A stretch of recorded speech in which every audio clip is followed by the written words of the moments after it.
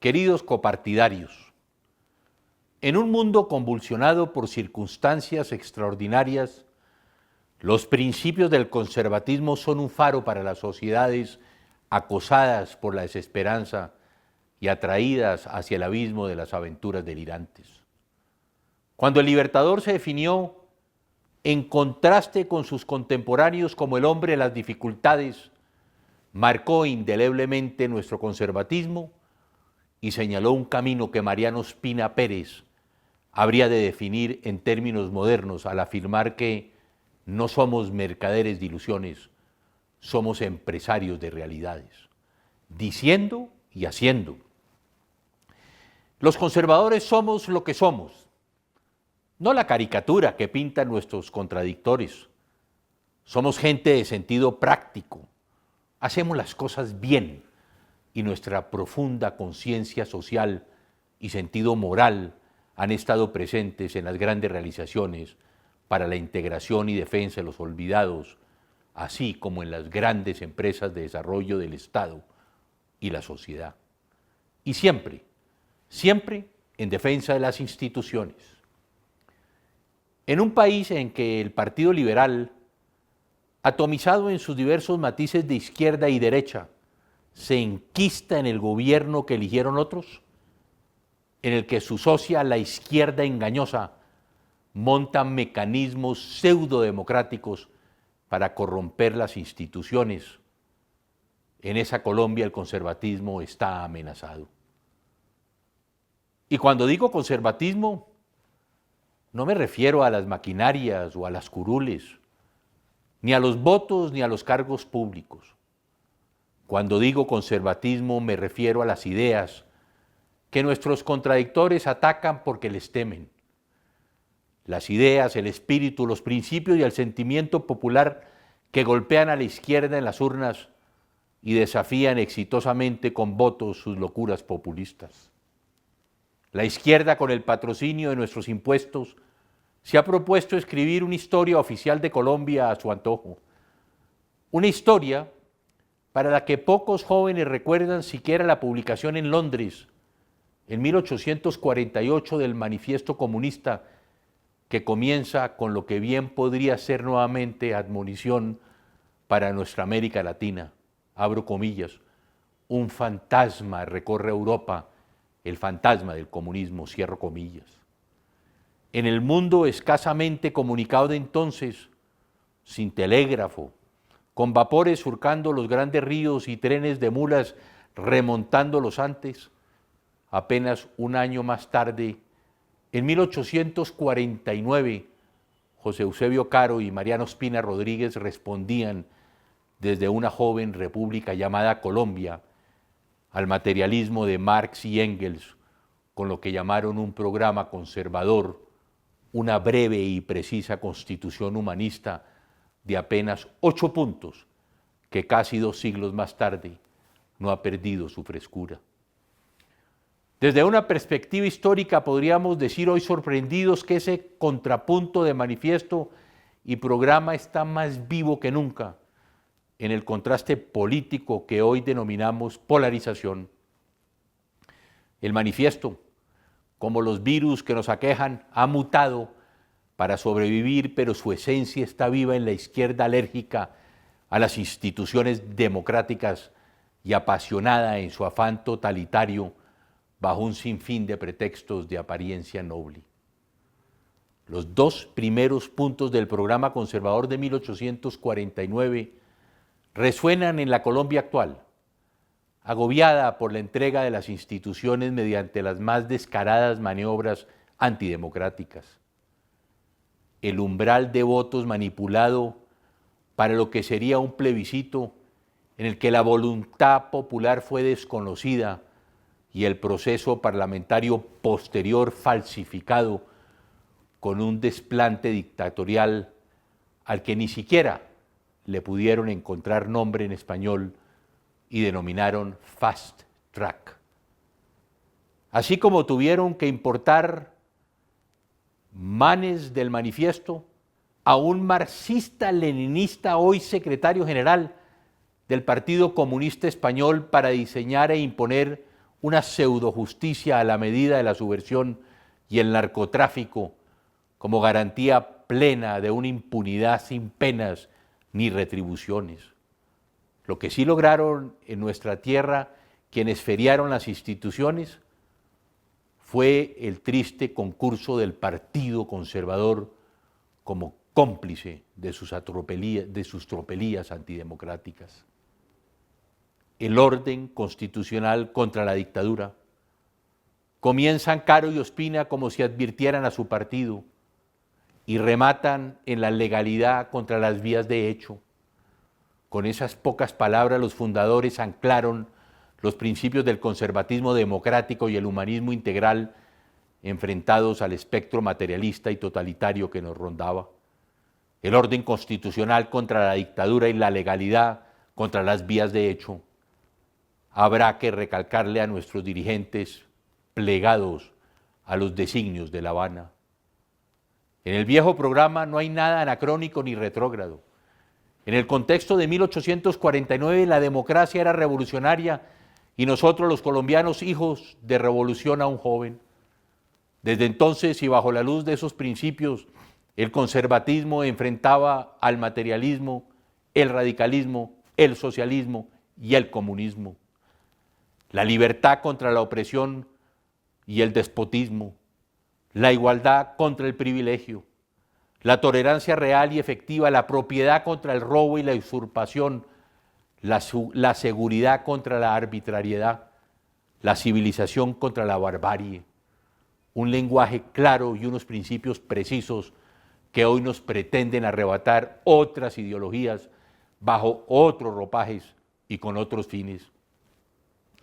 Esos son los cimientos del conservatismo, arquitecto de instituciones con visión de futuro, vocación social y conciencia de conservación y desarrollo sostenible. Las realizaciones de inspiración conservadora marcan las grandes conquistas sociales y la construcción de nuestra nación desde la Constitución de 1886, que unió en república a una nación desmembrada, hasta el Plan Colombia, que marcó el principio del fin de la subversión y el paramilitarismo y devolvió al Estado el monopolio de la fuerza en una nación resignada entonces a la barbarie y en las vías de hecho. Somos vino viejo en odre nuevo. Las instituciones fundamentales de la economía, los pilares de los derechos de los trabajadores y de los campesinos, el primer código de recursos naturales del planeta y la búsqueda incansable de una paz justa y perdurable han sido herencia del conservatismo. Seguramente las nuevas generaciones no recuerdan que la mayoría de las instituciones a las que tanto se les exige y que hoy garantizan los derechos sociales son los logros del Partido Conservador. Como tampoco recordarán que el programa de 1849 afirma como principio esencial que el conservatismo no tiene por guía a ningún hombre. Como el más reciente, mas no el último de los presidentes conservadores de Colombia, me preocupo sobre el futuro de nuestra colectividad. Y como conservador, reflexiono sobre el sentido de nuestro pasado con la mirada puesta en el futuro. Pienso sobre lo logrado, sobre los aciertos y los errores individuales y colectivos y lo mucho que está por hacer. Y hoy más que nunca, por lo que nos corresponde como partido y país enmendar. Me duele, debo confesarlo, que nuestro partido no solo se haya alineado con los enemigos del orden y de las instituciones, sino que en ese equivocado y peligroso camino haya bajado la guardia frente al poder criminal y corruptor del narcotráfico. La complicidad del Partido Conservador en el desmonte del Plan Colombia y la consecuente legalización por omisión del narcotráfico son una vergüenza histórica y un desafío al país decente que tanta sangre derramó enfrentando el desafío de una delincuencia corruptora que llegó a comprarse un presidente de Colombia. En la Colombia de hoy, Es el más grave pecado permitir las más de 250.000 hectáreas de coca, que además constituyen para nuestra biodiversidad y para esta nuestra biodiversa Colombia una hecatombe ambiental por la que han de pagar penosamente las generaciones venideras. La multiplicación por 5 del negocio de la droga es un inaudito desafío no respondido por el gobierno. Es un reto a quienes lo elegimos en una coalición de principios y objetivos que se han negociado con socios de última hora a cambio de lo que se ha dado por llamar ya eufemísticamente gobernabilidad. No podemos, como conservadores, dejar que se olviden familias en acción, empleo en acción y jóvenes en acción como armas sociales para enfrentar al narcotráfico y a la subversión. Como tampoco podemos olvidar que el Plan Colombia, con 3 gobernantes consecutivos, estuvo a punto de erradicar de plano la totalidad de los cultivos de coca. La curva estadística no miente. Hasta que las FARC y su cartel dictaron sentencia de muerte al Plan Colombia para garantizar la empresa criminal más grande de la historia y montar al gobierno entrante en la bicicleta estática de la erradicación manual, arriesgando inútilmente la vida e integridad de nuestros soldados y de policías. Ante esta circunstancia que el mundo contempla atónito, todos los colombianos y colombianas, de convicciones conservadoras, más allá de su militancia y sin excepción, albergan una indignación apenas comparable a aquella del robo del plebiscito. La palabra empeñada con el electorado y el país era otra. Para cumplirla no se requerían plebiscitos ni voraces pactos burocráticos para que dejen gobernar. Para ello basta con gobernar. La llamada Justicia Especial para la Paz, la JEP, es un organismo espurio que no respeta a las ramas del poder público, ante todo porque el poderoso Ejecutivo se paraliza ante sus desmanes. La norma más elemental del pseudotribunal ha debido ser la expulsión de quienes no cumplieran los requisitos de elemental verdad, justicia y reparación.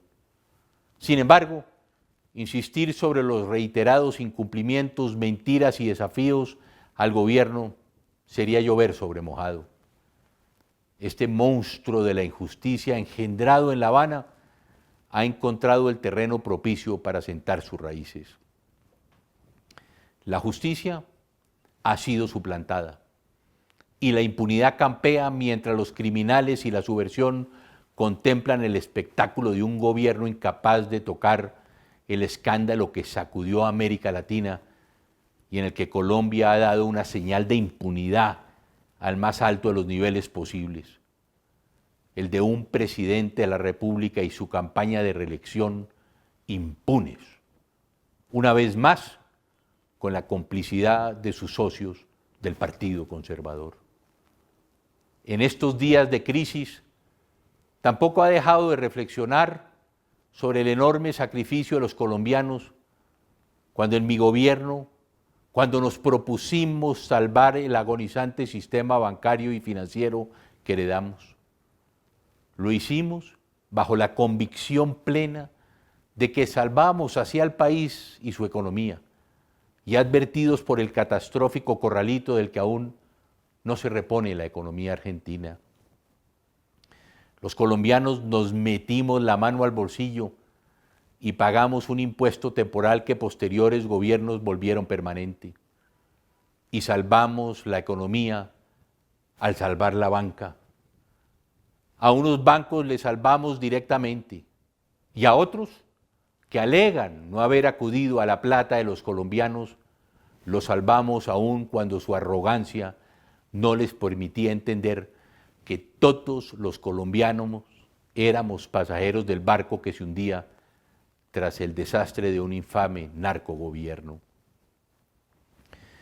Esos bancos que hoy están en deuda con todos los colombianos que les echaron el flotador, reportan en el último trimestre, óigase bien, utilidades superiores al 100%. Esto no es justo. Dirán con razón de sobra los colombianos que sufren las consecuencias de esta pandemia. Pero el gobierno responde prometiendo más impuestos, sin exigir a los banqueros una pronta respuesta efectiva y humana. El conservatismo colombiano, profundamente nacional y de hondas raíces cristianas, no es el partido del capitalismo salvaje que relega a los pobres, que no defiende a los trabajadores y desconoce a la clase media. Esa no es nuestra historia, y así lo hemos demostrado una y otra vez. Así, por el bien común y con sentido de economía social de mercado, un gobierno conservador intervino con mano firme para evitar, con el concurso y el sacrificio de los colombianos, el colapso del sistema financiero. En una economía social de mercado, por la que propugnan los partidos conservadores del mundo actual, las utilidades de quienes cuentan con las privilegiadas licencias del Estado para manejar dineros de los ciudadanos deben tener un sentido de equidad, proporcionalidad y elemental justicia.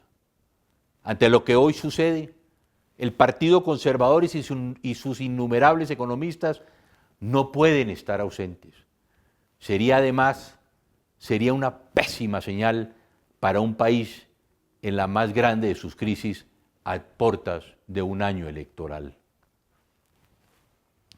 Se ha dicho una y mil veces que en Colombia el conservatismo es mucho más que el Partido Conservador. Así el elector debe ser el verdadero dueño de la colectividad que exige no un simple maquillaje de estatutos, sino una reforma a fondo que le permita retomar sus raíces populares. En los partidos modernos, los grandes electores políticos tienen una participación sensata y democrática, limitada y garantizada por mecanismos no manipulables, genuinamente participativos. Su gran fuerza, así como la del partido, está en el discurso actual y las ideas perdurables, no en las fugaces maquinarias. En este empeño conservador debemos ser francos y prácticos si queremos volver a aspirar al poder con un lenguaje convincente, con gente nueva, sin tacha, para atraer a las personas valiosas que hoy se marginan de la colectividad y la política. Tenemos las ideas, tenemos la voluntad y tenemos la gente a la espera de ser convocada. Debemos recoger de nuevo a quienes se han dispersado en otras toldas y se encuentran profundamente desilusionados de la política. Es nuestra misión como partido rescatar la ilusión y transmitirla con emoción. Tenemos que demostrar nuevamente a Colombia que cuando gobernamos, cumplimos. Muchas gracias y mucha suerte en esta convención programática del Partido Conservador.